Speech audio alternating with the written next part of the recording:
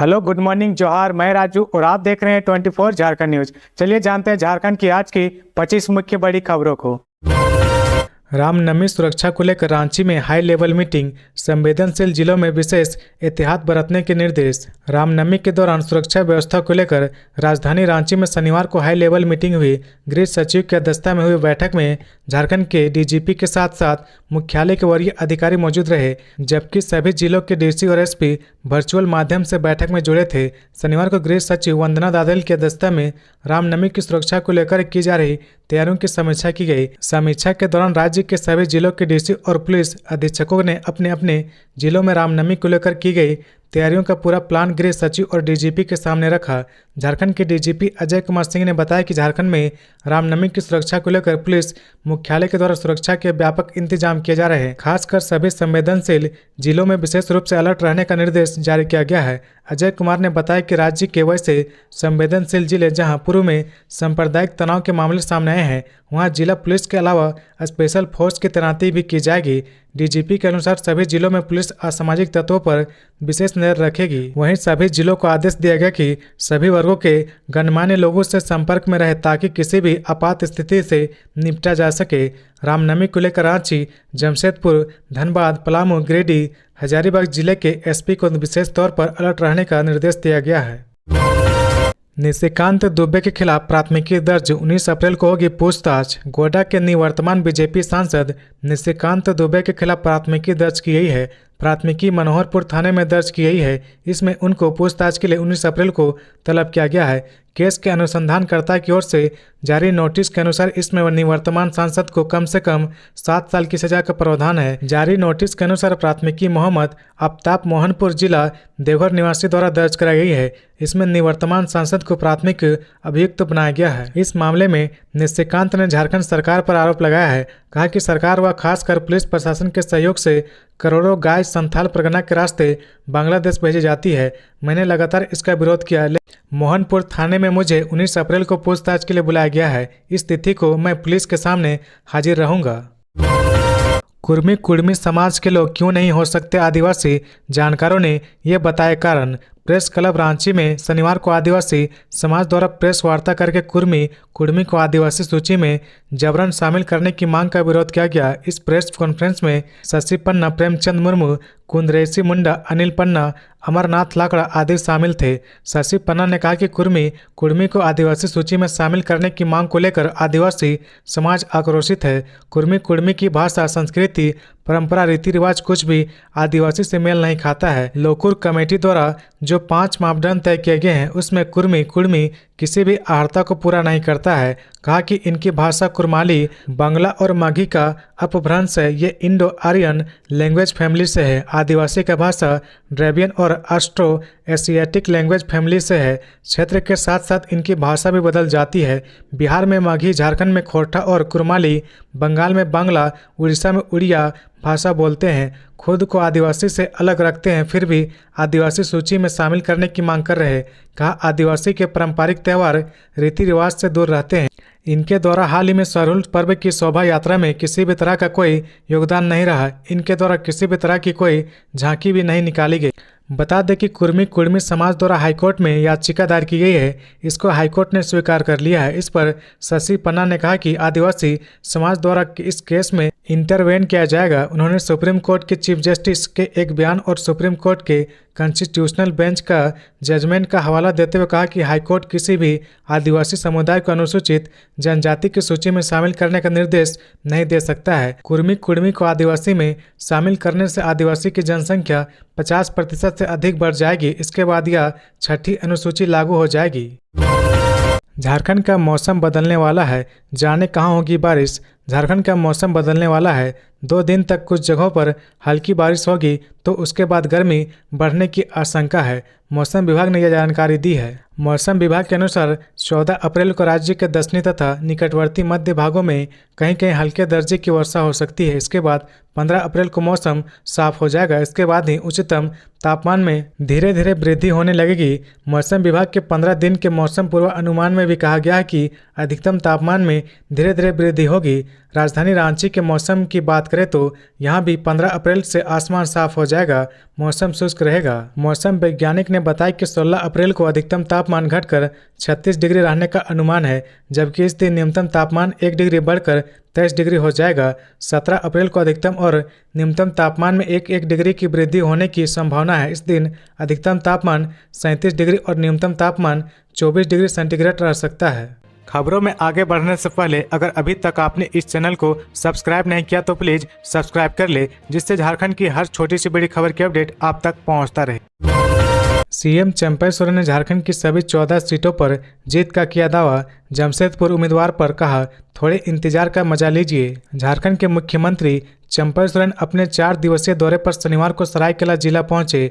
यहां मुख्यमंत्री ने आदित्यपुर एवं गम्हरिया में कार्यकर्ताओं के साथ लोकसभा चुनाव को लेकर बूथ स्तरीय बैठक की। यहां जब पत्रकारों ने उनसे जमशेदपुर में उम्मीदवार के बारे में सवाल किया तो उन्होंने किसी का नाम नहीं लिया। गम्हरिया के पंचायत एवं नगर निगम के क्षेत्र अंतर्गत बूथ स्तरीय बैठक का आयोजन गम्हरिया क्षेत्र में 2 अलग अलग स्थान पर आयोजित किया गया। वहीं आदित्यपुर नगर निगम क्षेत्र अंतर्गत बूथ कार्यकर्ताओं की बैठक आदित्यपुर के एक होटल में आयोजित हुई, जिसमें बड़ी संख्या में झामुमो कार्यकर्ताओं ने हिस्सा लिया। करीब 1 घंटे चली बैठक के बाद मुख्यमंत्री ने पत्रकारों को संबोधित करते हुए कहा कि झामुमो और महागठबंधन की लोकसभा चुनाव को लेकर पूरी तैयारी है। उन्होंने कहा कि भाजपा का लोकसभा चुनाव में खाता तक नहीं खुलेगा, सभी 14 लोकसभा सीट महागठबंधन के खाते में आएगी। जमशेदपुर लोकसभा क्षेत्र के लिए महागठबंधन प्रत्याशी की घोषणा में देरी होने के मुद्दे पर चंपई सोरेन ने कहा कि थोड़ा इंतजार का मजा लीजिए, जल्द ही बेहतर प्रत्याशी की घोषणा की जाएगी। चाईबासा जिले में भाजपा द्वारा आयोजित कार्यक्रम के दौरान नेता प्रतिपक्ष अमर बावरी द्वारा मुख्यमंत्री चंपई सोरेन को झारखंड टाइगर के बदले सर्कस का टाइगर कहा था। अमर बावरी की बात का चंपई सोरेन ने 2 टूक जवाब देते हुए कहा कि उनकी बातों का कोई मायने नहीं है, वैसी बातों में दिलचस्पी नहीं रखते। अमर बावरी ने ऐसा क्यों कहा, इसका जवाब उनसे जाने। महागठबंधन के बढ़ते कद के चलते घबराहट में भाजपा नेता बयानबाजी कर रही।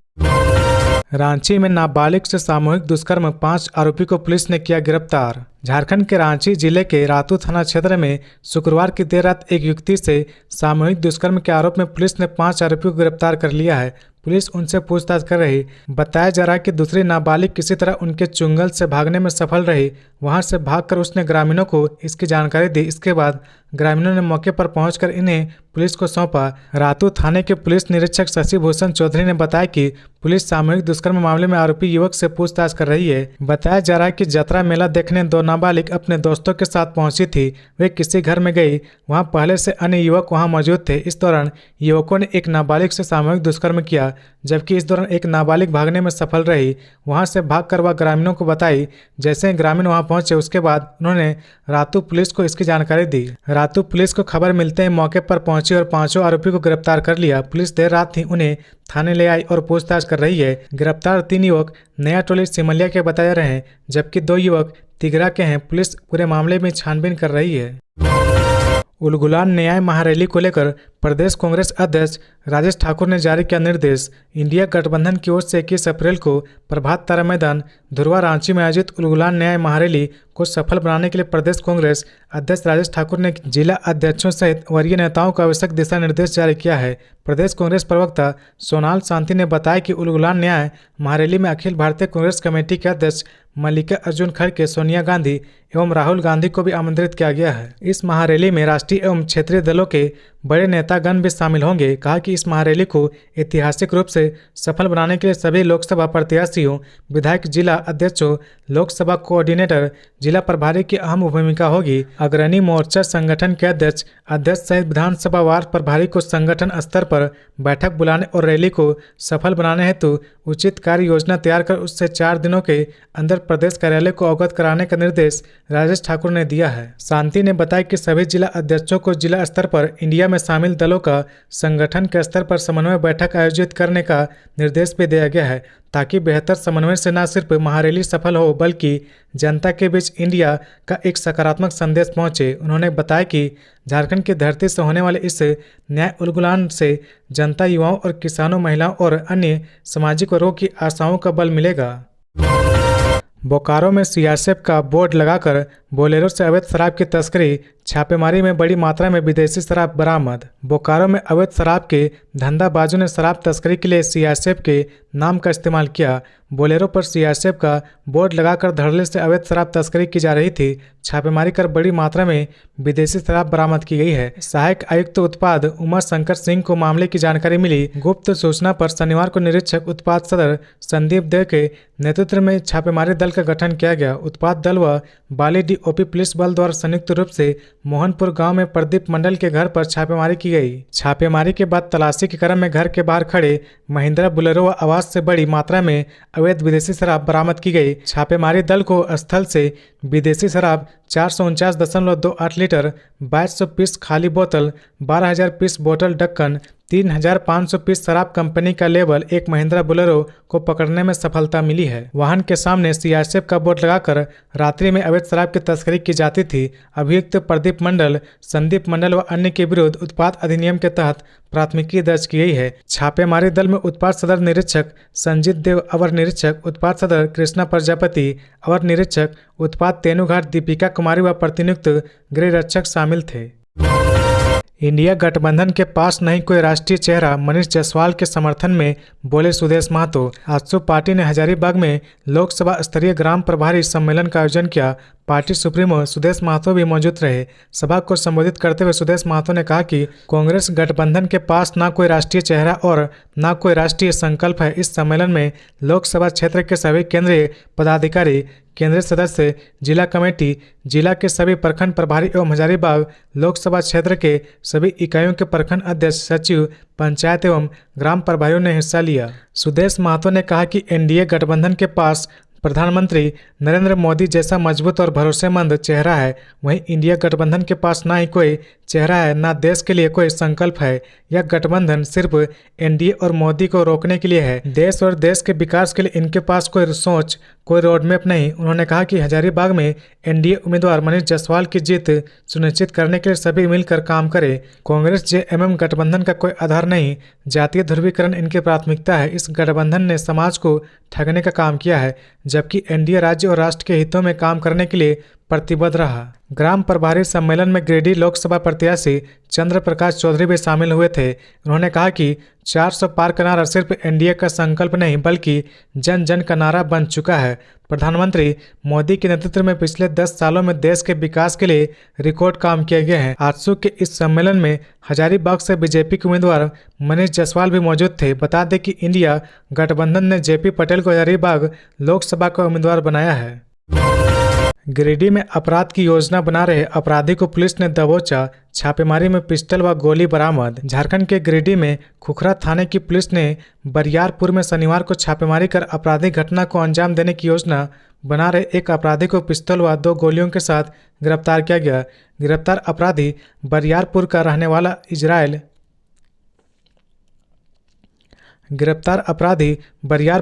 वाला इसराइल अंसारी उर्फ इसराइल अंसारी है। इस आशय की जानकारी गिरिडीह के एसपी दीपक कुमार शर्मा ने दी है। गिरिडीह एसपी ने बताया कि खुखरा थाना पुलिस को गुप्त सूचना मिली थी कि थाना क्षेत्र के बरियारपुर में एक अपराधी किसी बड़ी घटना को अंजाम देने की फिराक में है और अपने घर पर हथियार एवं गोली रखा हुआ है। सूचना के सत्यापन के लिए वरीय पदाधिकारी के निर्देशानुसार छापेमारी दल का गठन कर विधिवत कार्रवाई करने के लिए पुलिस की टीम जैसे ही बरियारपुर पहुंची तो वहां पर बैठा हुआ एक संदिग्ध व्यक्ति पुलिस को देखते ही तेजी से भागने लगा। इसके बाद पुलिस की टीम ने उस युवक को खदेड़ कर पकड़ लिया।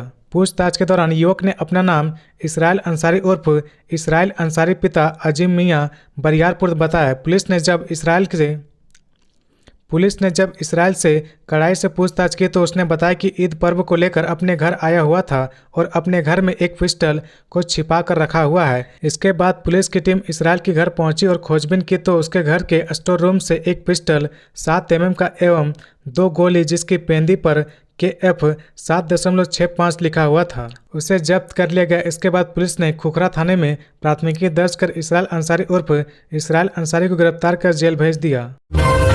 अचानक धू कर जल उठी पोकलेन मशीन, ग्रामीणों ने मुश्किल से आग पर पाया काबू। सिमडेगा कोलेबिरा थाना क्षेत्र के सीजांग में अज्ञात अपराधियों ने एक पोकलेन को आग के हवाले कर दिया। घटना कोलेबिरा थाना क्षेत्र के कोलेबिरा अंतर्गत बर्सलोया के सीजांग में हुई है। स्थानीय लोगों के मुताबिक यहां क्रेशर पिछले 2 वर्षों से बंद है और यहीं पर पोकलेन मशीन खड़ी की गई थी, जिसमें अज्ञात लोगों ने आग लगा दी। पोकलेन को धो धोकर जलता देख ग्रामीण वहां पहुंचे, बड़ी मुश्किल से आग पर काबू पाया गया। वहीं घटना की सूचना मिलते ही सिमडेगा पुलिस अधीक्षक सौरभ कुमार और एसडीपीओ पवन कुमार घटनास्थल पर पहुंचे और मामले की छानबीन में जुट गए। इस मामले को लेकर एसपी ने थाना प्रभारी को आवश्यक दिशा निर्देश भी दिए हैं। इस आग लगाने के मामले को लेकर पुलिस अधीक्षक सौरभ कुमार ने कहा कि काफी दिनों से बंद पड़े क्रशर में पोकलेन को जलाए जाने की घटना हुई है। मामले की जांच की जा रही। उन्होंने बताया कि एफएसएल की टीम को भी बुलाया गया है ताकि हर सबूत को इकट्ठा किया जा सके, जिससे जल्द इस मामले की सच्चाई तक पुलिस पहुंच सके। चतरा लोकसभा सीट पर फंसी महागठबंधन की गांठ, राजद कांग्रेस में उठा पटक जारी। लोहरदगा सीट पर जेएमएम की दावेदारी। चतरा में 20 मई को मतदान होना है। भाजपा ने यहां से कालीचरण सिंह को उम्मीदवार बनाया है। इस सीट पर अब तक इंडिया गठबंधन ने उम्मीदवार का ऐलान नहीं किया है। सीट को लेकर राजद और कांग्रेस में पेंच फंसा हुआ है।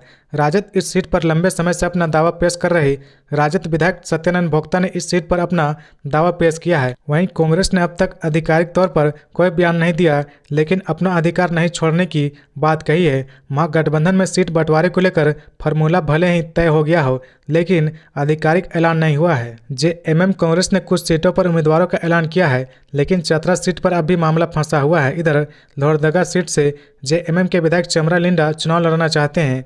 जेएमएम इस सीट पर भी अपनी नजर रखी है। हालांकि कांग्रेस ने इस सीट से सुखदेव भगत के नाम का ऐलान कर दिया है। भारतीय जनता पार्टी ने सिटिंग सांसद सुनील सिंह की जगह कालीचरण सिंह को मौका दिया है। बीजेपी प्रत्याशी घोषित करने के बाद इंडिया अलायंस में शामिल दलों को प्रेशर पॉलिटिक्स झेलने पर मजबूर कर दिया है। शायद इसी का नतीजा है कि झारखंड की हॉट सीट बन चुके चतरा लोकसभा सीट पर महागठबंधन की ओर से अब तक ना तो सीट शेयरिंग की घोषणा हुई है और न ही राजद और कांग्रेस समेत महागठबंधन में शामिल झामुमो प्रत्याशी के नाम पर अपनी अंतिम मोहर लगा पाई है। सीट की घोषणा नहीं होने से महागठबंधन में ऊहापोह की स्थिति बनी हुई है। टिकट बंटवारे में देर होने से महागठबंधन में शामिल सहयोगी पार्टी कांग्रेस और राजद कार्यकर्ता अपनी दावेदारी को लेकर आमने सामने आ गए हैं। झारखंड, पश्चिम बंगाल व उड़ीसा के अफसरों ने की बैठक। बॉर्डर पर पुख्ता सुरक्षा व वाहनों पर रहेगी कड़ी नजर। लोकसभा चुनाव 2024 के दौरान कानून व्यवस्था बनाए रखने व शांतिपूर्ण मतदान संपन्न कराने को लेकर शुक्रवार को समाहरणालय सभागार में कोल्हन के आयुक्त हरि कुमार केसरी एवं डीआईजी कोल्हन चौथे मनोज रतन ने उड़ीसा, पश्चिम बंगाल और झारखंड के प्रशासनिक व पुलिस अधिकारियों के साथ संयुक्त बैठक की। बैठक में चुनाव के दौरान बेहतर विधि व्यवस्था कैसे सुनिश्चित हो तथा आपसी समन्वय को लेकर विचार विमर्श किया गया। बैठक में सुंदरगढ़, मयूरभंज, क्योंझार उड़ीसा, पुरुलिया, पश्चिम मेदिनीनगर, झारग्राम तथा पूर्वी सिंहभूम, पश्चिमी सिंहभूम, सरायकेला, खरसावां, रांची, खूंटी, सिमडेगा के डीसी, एसएसपी, एसपी एवं उनके प्रतिनिधि मौजूद रहे। बैठक में चुनाव के दौरान अंतर्राज्यीय एवं अंतर जिला सीमा पर सुरक्षा और निगरानी, कानून व्यवस्था बनाए रखने, असामाजिक तत्वों पर अवैध सामग्रियों के परिवहन पर रोकथाम के उपाय व राज्य के सीमावर्ती थाने में व्हाट्सएप ग्रुप एवं वायरलेस के माध्यम से सूचना का आदान प्रदान करने पर चर्चा की गई। निगरानी व सुरक्षा को लेकर किए जा रहे प्रबंध के बारे में जानकारियां साझा की गई है। सभी जिलों के डीसी, एसएसपी, एसपी एवं उनके प्रतिनिधियों ने अपनी अपनी बातें रखी तथा चेक पोस्ट पर विशेष निगरानी रखने की बात कही। सीमा जांच बिंदुओं तथा सीलिंग पॉइंट के साथ अद्यतन अपराधियों व बदमाशों की सूची उपलब्ध कराने पर सहमति बनी है। मौके पर सीमावर्ती राज्य नियंत्रण कक्ष के माध्यम से संपर्क बनाने व सूचना के आदान प्रदान को लेकर प्रत्येक जिले में व्यवस्था बनाने की बात रखी गई। साथ ही नक्सल विरोधी अभियान, कानून व्यवस्था एवं आपराधिक गतिविधियों पर प्रभावी नियंत्रण समेत अन्य विषयों पर चर्चा की गई। रांची के बिरसा मुंडा एयरपोर्ट में बढ़ेगी यात्री सुविधाएं, जाने क्या क्या दिखेगा बदलाव। बिरसा मुंडा एयरपोर्ट में आने वाले दिनों में यात्री सुविधाओं में बढ़ोतरी होगी। एयरपोर्ट अधिकारी ने बताया कि आगमन और प्रस्थान द्वार की जगह बदलेगी। वर्तमान में जिस जगह पर प्रस्थान गेट है वहां से पूर्व दिशा में पार्सल के पास बड़ा सा प्रस्थान गेट बनाया जाएगा। वहीं आगमन द्वार की जगह बदलकर उसे पश्चिम की ओर करीब 15 से 20 मीटर दूर बनाया जाएगा। इसके अलावा टर्मिनल बिल्डिंग के बाहर शेड का विस्तार शुरू कर दिया गया है। यह पार्सल कार्यालय से लेकर वर्तमान वाहन पार्किंग तक बनेगा। इसके बनने से यात्रियों को बारिश और धूप में सुविधा होगी। एयरपोर्ट टर्मिनल बिल्डिंग के अंदर एयरलाइंस के लिए काउंटर बढ़ाया जाएगा। वर्तमान में विभिन्न एयरलाइंस के लिए 14 काउंटर की जगह है, जिसे बढ़ाकर 37 किया जाएगा। इससे यात्रियों की भीड़ टर्मिनल बिल्डिंग के अंदर नहीं होगी। बिरसा मुंडा एयरपोर्ट की पार्किंग व्यवस्था में बदलाव किया जाएगा। इसके लिए एयरपोर्ट प्रबंधन तैयारी कर रहा है। वर्तमान में वाहन जिस मार्ग से आते हैं उस मार्ग से प्रस्थान करेंगे। टर्मिनल बिल्डिंग के सामने वाहनों की पार्किंग वर्जित रहेगी।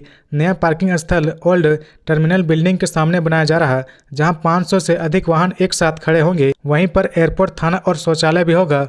पार्किंग स्थल पर वर्तमान में चल रही कैंटीन की व्यवस्था में सुधार किया जाएगा। एयरपोर्ट टर्मिनल बिल्डिंग में प्रस्थान करने वाले यात्रियों के लिए बैठने की क्षमता में वृद्धि की जाएगी। इसके लिए कार्य शुरू किया गया है। वर्तमान में 200 से 250 लोगों के लिए कुर्सियां हैं, जो 550 तक की जाएगी।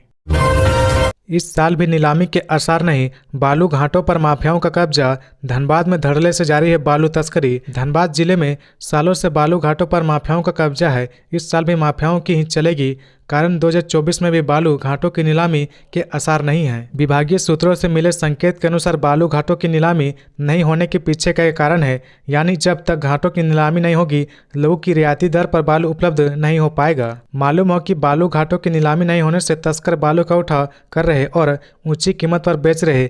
जिले में बालू तस्करों का सिंडिकेट मजबूत है। शासन प्रशासन तक इनकी पहुंच है। आधिकारिक आंकड़े उपलब्ध नहीं है, लेकिन धंधे से जुड़े लोग बताते कि हर दिन धनबाद में 250 से 300 बालू लदे वाहन पहुंचते हैं। इसके अलावा धनबाद के पड़ोस के जिले में भी अवैध तरीके से बालू की आपूर्ति की जाती है। कैटेगरी 2 के सभी बालू घाटों में बालू का अवैध खनन धड़ल्ले से चल रहा। बराकर नदी की कम से कम 8 से 10 जगहों पर बालू का उठाव हो रहा। झारखंड के सरायकेला में झामुमो नेता पर बमबाजी मामले में 2 अपराधी गिरफ्तार। एसआईटी ने ऐसे दबोचा। झारखंड के सरायकेला खरसावां जिले के आदित्यपुर थाना क्षेत्र अंतर्गत एमटीसी बिल्डिंग के पास बमबाजी की घटना में पुलिस ने 2 आरोपियों को मोतीलाल बिसोई व मंतोष महतो को आदित्यपुर स्थित उनके घर से गिरफ्तार कर जेल भेज दिया है। एसडीपीओ संतोष मिश्रा ने प्रेस कॉन्फ्रेंस कर यह जानकारी दी है। उन्होंने कहा कि बमबारी मामले में पुलिस की जांच जारी है। इसमें 2 अपराधी गिरफ्तार कर लिए गए हैं। उन्होंने घटना में अपनी संलिप्तता स्वीकार कर ली है। जल्द ही बाकी भी पकड़े जाएंगे। एसडीपीओ ने कहा कि 9 अप्रैल की रात्रि में बमबारी की सूचना मिली थी, जिस पर पुलिस घटनास्थल पर तुरंत पहुंच और पता चला कि अजय प्रताप सिंह व बाबू दास दोनों पर बम से हमला हुआ है। घटना के बाद पुलिस ने मामले की जांच शुरू करते हुए एसपी के निर्देश पर उनके नेतृत्व में एसआईटी का गठन किया गया।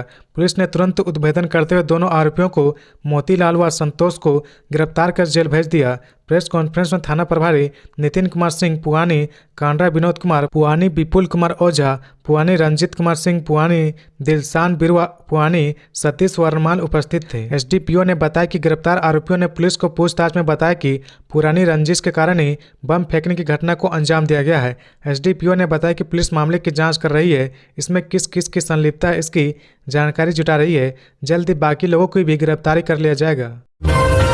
कल्पना मुर्मू सोरेन ने जारी किया न्याय उलगुलान रैली का एजेंडा। 21 अप्रैल को रांची में जुटेंगे इंडिया के दिग्गज नेता। कल्पना मुर्मू सोरेन ने 21 अप्रैल को रांची के प्रभात तारा मैदान में प्रस्तावित न्याय उलगुलान रैली का एजेंडा जारी कर दिया है। शुक्रवार को कल्पना मुर्मू सोरेन ने हेमंत सोरेन के सोशल मीडिया अकाउंट से न्याय उलगुलान महारैली का एजेंडा जारी कर दिया है। कल्पना मुर्मू सोरेन ने बताया कि यह रैली तानाशाही के खिलाफ, चंदा चोरों के खिलाफ, इलेक्ट्रोल बॉन्ड महालूट के खिलाफ, जल जंगल जमीन लूटने वालों के खिलाफ, आदिवासी विरोधियों के खिलाफ, दलित विरोधियों के खिलाफ, पिछड़ा विरोधियों के खिलाफ, अल्पसंख्यक विरोधियों के खिलाफ, सरकारी संपत्तियों को बेचने वाले के खिलाफ, बेरोजगारी के खिलाफ, महंगाई के खिलाफ आयोजित की जा रही है। कल्पना मुर्मू सोरेन ने लिखा कि पूरे देश कह रहा कि उलगुलान उलगुलान उलगुलान, अपनी आवाज बुलंद करने को, उलगुलान शुरू करने को रांची चलो। गौरतलब है कि पिछले दिनों कांके स्थित कल्पना मुर्मू सोरेन ने आवास में झारखंड मुक्ति मोर्चा की बैठक आयोजित की गई थी। इस बैठक में 2 अहम फैसलों पर मोहर लगी थी। इसमें पहला था गांडे विधानसभा सीट पर होने जा रहे उपचुनाव में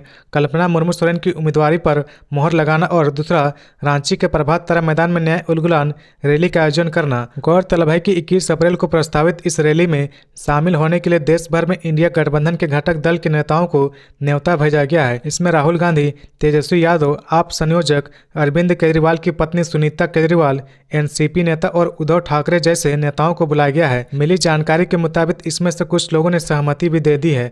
बता दें कि पिछले कुछ दिनों में इंडिया गठबंधन की 2 बड़ी महारैली हुई है। पहले तो 20 मार्च को मुंबई के शिवाजी पार्क में राहुल गांधी की भारत जोड़ो न्याय यात्रा का समापन समारोह था, जिसमें मुख्यमंत्री चंपई सोरेन और कल्पना मुर्मू सोरेन भी शामिल हुए थे। बोकारो में लुगु पहाड़ के टूटी झरना का जल संकट दूर करेगा देवघर नाला, बन रहा चेक डैम। बोकारो जिले के गोमिया प्रखंड के लुगु पहाड़ की तलहटी में बसे नक्सल प्रभावित तिलैया पंचायत के टूटी झरना का जल संकट जल्द दूर होगा। देवघर नाला से निरंतर बहने वाले जल स्रोत को रोककर एक चेक डैम का निर्माण कराया जा रहा है, जो पानी के संकट को दूर करेगा। बोकारो के डीएफओ रजनीश कुमार के दिशा निर्देश में लगभग 8 लाख रुपए की लागत से चेक डैम का निर्माण हो रहा है। चेक डैम बन जाने के बाद टूटी झरना के ग्रामीणों को पेयजल की किल्लत का सामना नहीं करना पड़ेगा। आसपास की प्रतिभूमि की सिंचाई भी हो पाएगी। ज्ञात हो कि टूटी झरना संथाल बहुल गांव है। इस गांव में गोमिया प्रखंड से मनरेगा के तहत कहीं कहीं नलकूप का निर्माण किया गया, लेकिन उससे पानी नहीं निकला। मजबूरन गांव की महिलाओं को लगभग 1 किलोमीटर की दूरी तय करके जंगली रास्ते से होकर पानी लाने के लिए देवघर नाला जाना पड़ता है। जंगली रास्ते से पहाड़ पर जाने में जंगली जीव जंतुओं और सांप कीड़ों का खतरा बना रहता है। तो ये थी आज की झारखंड की टॉप बड़ी खबरें। इसी तरह झारखंड की हर छोटी सी बड़ी खबर देखने के लिए आप हमारे चैनल 24 झारखंड न्यूज को सब्सक्राइब करके बेल आइकन प्रेस कर ले, जिससे झारखंड की हर छोटी सी बड़ी खबर की अपडेट आप तक पहुंचता रहे। तो आज के लिए बस इतना ही। हमें दीजिए इजाजत, फिर मिलते हैं नेक्स्ट न्यूज में।